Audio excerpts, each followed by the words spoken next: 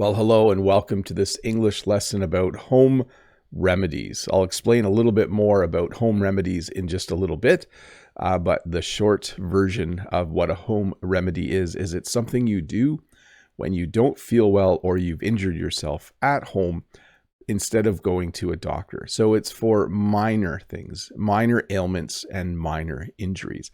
So in this lesson, I will be explaining the remedies, but also kind of talking about what leads you to using that home remedy. So, once again, welcome to this English lesson about home remedies. Remedy. So the word remedy simply means something you do when you're not feeling well, when you're sick, or something you do after you injure yourself. A great example would be a good home remedy is rest. So if you aren't feeling great, if you're feeling a little bit under the weather, that means you're not quite sick, but you don't feel 100%. You might just rest. That's probably my favorite thing to do, my favorite home remedy. But you can also see in this picture, there are lemons, there's garlic, there looks like some kind of loose leaf tea. I think there's honey here at the bottom, and there are a few other things that some people might use to treat themselves when they're not feeling well or when they have injured themselves. So a home remedy then is a remedy that you use at home, something simple that you do when you aren't feeling well or when you are slightly injured. I mean, at some point you should go to the doctor, but sometimes a home remedy will do just fine. So number one, if you have a sore throat, if when you talk, your voice sounds like this because you've been coughing and your throat aches, you might want to try tea with honey. Maybe you want to have some peppermint tea with honey or some regular English breakfast tea with honey. Honey in tea really soothes your throat. And I often will have tea with honey around this time of year. Thankfully, I'm not feeling sick at all. There are some sicknesses going around. Maybe I should start drinking tea with honey now just to prevent getting a sore throat. But you also see there is some lemon there. Some people like to have citrus fruit as well to kind of help kind of bolster their immune system. There's two words there that maybe you don't know. When you bolster something, you make it stronger. And your immune system is what fights off disease or illness. Chicken noodle soup. So this might be somewhat cultural.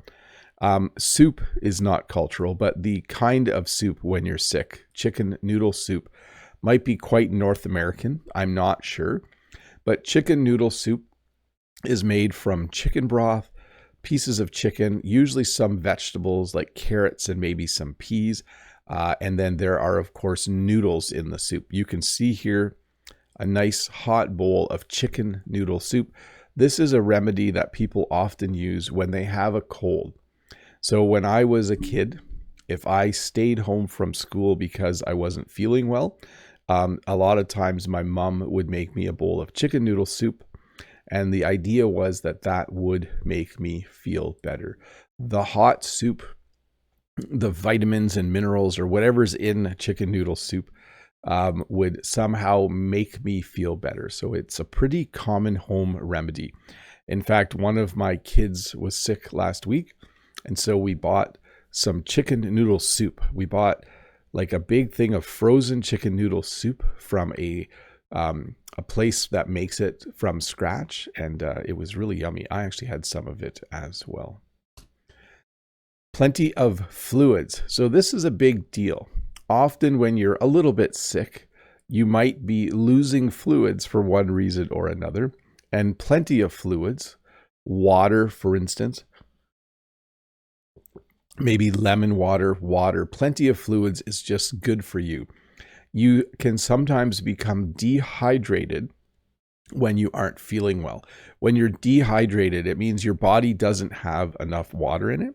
So it can be a really good idea to drink a lot of water just to stay hydrated. So the doctor will often say plenty of fluids. if you were to research online what to do when you have a cold, it would probably say make sure you're getting chicken noodle soup and plenty of fluids to stay hydrated. Aromatherapy. I don't know much about aromatherapy, but aromatherapy is the use of scents and smells to help you feel better. I do know this. If you look at this little picture here, let me zoom in further. Beside the brown thing with steam coming out, there are some eucalyptus leaves. So Jen grows eucalyptus. It is a very fragrant plant. It smells wonderful. And sometimes we put dried eucalyptus, we hang it in our shower. And so when you have a shower, you can smell the eucalyptus, and the aroma can make you feel better. So aromatherapy is used just to make you feel better, like mentally and physically. It just makes things smell pleasant. But I don't know what all of these things are. I think they obviously use steam and different kinds of leaves that smell good to make the whole room smell amazing. Cold compress, ice pack, warm compress. A cold compress is something that you use when you want to. Here's how I've used a cold compress. I have in the past taken a washcloth and made it very cold and put it on my forehead if I have a fever. A fever is when your body temperature is high. This person is using a cold compress or ice pack on their ankle because they might have just injured their ankle slightly. And this, of course, is very similar. This is an actual ice pack. You keep these in the freezer. They have kind of a nice gel inside. So when you injure yourself, by the way, I had an ice pack here for a couple of days after I broke my collarbone. It was very, very soothing. So a cold compress, it can just be a cold washcloth that you might put on your forehead if you have a fever. It might be an ice pack that you put on a part of your body that you have slightly injured. Or you might use a warm compress. So this is also a nice thing to do. If, let's say you have a cold, your nose is stuffed up and your sinuses are stuffed up and your face just doesn't feel very good at all, you might put a warm compress or a warm washcloth on your face just to kind of help you feel a little bit better. So a couple of different kinds of ways to use heat or cold to help you feel better. A heating pad. So I have a heating pad. A heating pad uses electricity in order to warm up a part of your body.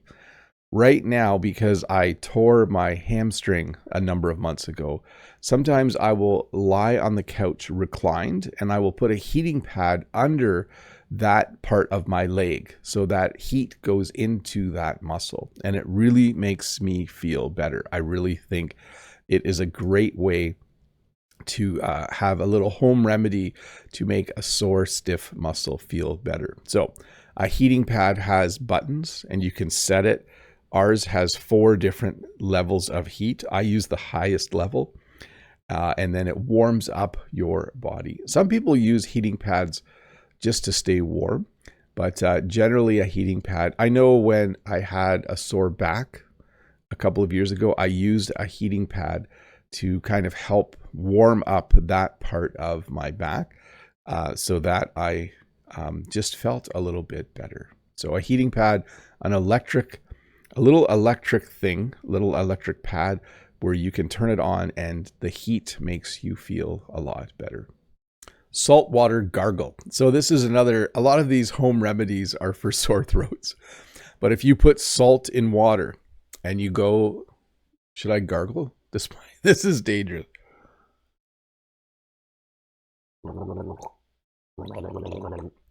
I'm not sure if you can hear that, but when you gargle, you don't drink the water. I just did. Don't do that with salt water. But you put some water in your mouth and you blow bubbles through it. You gargle and then you spit it out when you're done.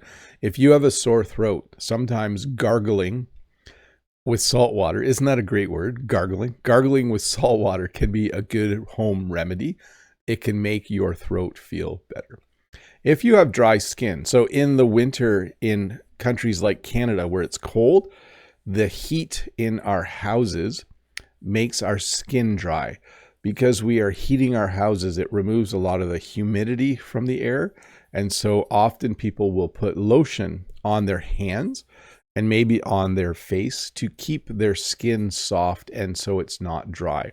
I do this as well. I didn't used to do this, but I find that the more I put gloves on and off, or you put your hands in your pocket and take them out a lot, your hands can get dry and chafed.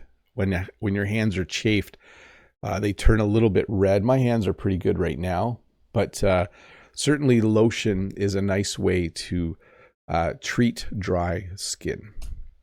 And if you have a plant called the aloe vera plant, you can actually use the juice from inside the plant to treat your skin as well. I don't have an aloe vera plant. We used to, but you can buy aloe vera lotion as well for dry skin, or lotion that has aloe vera in it. A warm bath. So a warm bath, I'm trying to think of the situation where you would take a warm bath. Let's say you worked really hard. You did really hard physical labor. And then the next day your muscles are sore, okay? Or maybe you went to the gym yesterday and your muscles are a little bit sore. You lifted weights and maybe you ran on the treadmill. The day after working hard or exercising hard, you might take a warm bath. You probably wouldn't do it the same day. Often your muscles are sore the next day where you're like, oh, I'm just really stiff and sore from working hard or from working out. In that situation, you might take a warm bath. It'll just make you feel a little bit better. I don't usually do that. I often will have a warm or hot shower, and it has kind of the same effect. It just makes you feel better if your muscles are stiff. You know what I mean by stiff? It's like your muscles they hurt a little bit. Like you didn't injure yourself, but you just feel like kind of stiff and sore from working out. The home remedy that works for that is to have a warm bath. A jet tub or a jacuzzi tub, or there's another name for this kind of tub, but it is a tub that has water jets in it. So it's kind of like a small hot tub. We don't have one, but sometimes I wish I did. If you, again, have sore muscles for whatever reason, a jet tub or a jacuzzi tub, whirlpool tub, it's sometimes called, is just a great thing to jump into and use. It will really soothe your aching muscles a lot. Or you might just get a massage from someone, or you might massage yourself. Let's say you worked on the computer all day and your neck is very, very stiff and sore. You might do what this person's doing. You might massage your neck so that it feels a little bit better. You know, you'll kind of pinch and pull and rub the muscles just to loosen things up. You might even do this, like let's say you have a bad cold and your head, you might massage your forehead or your temples a little bit. If you have a headache, you might do this. You might massage a little bit, but certainly a nice way to feel a little bit better if you are experiencing any kind of pain or soreness, a little bit of massage. Deep breathing. Sometimes just taking a bit of a break and breathing deeply is a good home remedy for things like, let's say you're really stressed. Let's say work has been incredibly difficult and maybe you're just like, oh, I need to stop and take a little bit of a break. Deep breathing would be a good thing to do. You can take a deep breath and then you can let that breath out and you can just kind of calm yourself down and try to feel a little bit better. So if you are stressed, if you have a lot of anxiety, if you're afraid of something, maybe sit down, take a few deep breaths, maybe close your eyes, and you hopefully will feel a little bit better. Walking. Believe it or not, walking is one of the best things you can do no matter what's wrong with you. So if your muscles are a little bit sore, going for a walk might be a good idea. If you need to think about something, maybe going for a walk is a great idea. Walking is so cool because it's not totally exercise, but it's also not just sitting on a couch doing nothing. It's like in between. It gets you moving, it gets you outside, it gets you in nature. So walking can be a great remedy, a great treatment for after a stressful day at work, or if you just need to loosen up a little bit from being sore from working hard or something like that. I know that anytime I have injured myself, they want me to start walking as soon as possible because it increases the flow of blood through your body. And it's just really, really good and really, really healthy. So walking, one of the best home remedies for almost anything, I think. Steam. So I used to do this as a kid. My mom would put a bowl of steaming water and I would put a towel over my head. If I had a stuffed up nose, if I had a cold, this was one of the home remedies, to sit over a bowl of steaming water. And this would kind of make your nose run a little bit and you would just feel a little bit better. Sauna. I think you're supposed to say sauna. I say sauna. That is the bad North American pronunciation of this. We do not have a sauna in our house. A lot of people who are from Northern European countries will go in a sauna. A sauna is a very hot room with hot rocks that produce steam when you put water on them. And when you're in the sauna or sauna, sorry if I'm saying it wrong, it just can make you sweat and it can just clear your head. And I think you're supposed to jump into really cold water and then go back in the sauna and go back and forth. I think that's supposed to be really good for your body. Stretching. Now, when you exercise, you might stretch before or after you exercise, but it can also feel good. Let's say your shoulder is a little bit sore. It can feel good just to stretch your shoulder out a bit. It's good to do a little bit of stretching so that you feel a little bit better and the muscle feels a little bit better. So I often do some light stretching in the morning. You know, it's kind of natural, right? You're like, oh, you yawn and stretch out a little bit. Like a cat. Cats do a lot of stretching. But yes, stretching. I should have had someone stretching after getting out of bed instead of stretching for exercise. But both are just good ways to loosen up your muscles a bit. Rest. So simply not doing anything. If you are injured, if you are sick, rest is very, very important. This coming from the guy who said walking is really important as well, but sometimes you just need to rest. If you're sick and take a day off work, you don't then try to go shopping or go see a movie. You just stay home and rest. You sit on your couch. You enjoy the day. You don't do anything strenuous. When you do something strenuous, it means it's like difficult, like lifting things or walking for 5 miles or 10 kilometers or sorry, those aren't equal, but rest is just really, really good. Elevation. If you have injured an extremity, so an extremity would be your feet or your hands, like the things furthest away from your body at the end of your limbs, you might need to use some elevation. So elevation would be when you put something up in the air. So if you twist your ankle, the doctor might say you need to go home and rest. You need to put ice on it. You need to put a compression bandage on it, and you need to elevate your foot. So you need to put it higher than the rest of your body. And then I just mentioned compression bandage. A compression bandage is kind of a stretchy bandage that you might put on a part of your body just to prevent it from moving too much if it's injured. Like if your wrist was really sore, you might want to rest for a day and put a compression bandage on it so that it feels a little bit better. And then these last two are not really home remedies. We call these over-the-counter drugs. So that means that you are able to just buy these without a prescription. The two most common painkillers are Advil, which is ibuprofen, and Tylenol, which we call acetaminophen. And I think in some countries it's called paracetamol. Anyways, these are very mild painkillers that you might take if you have a headache or small aches and pains in your body. You might take Advil or you might take Tylenol.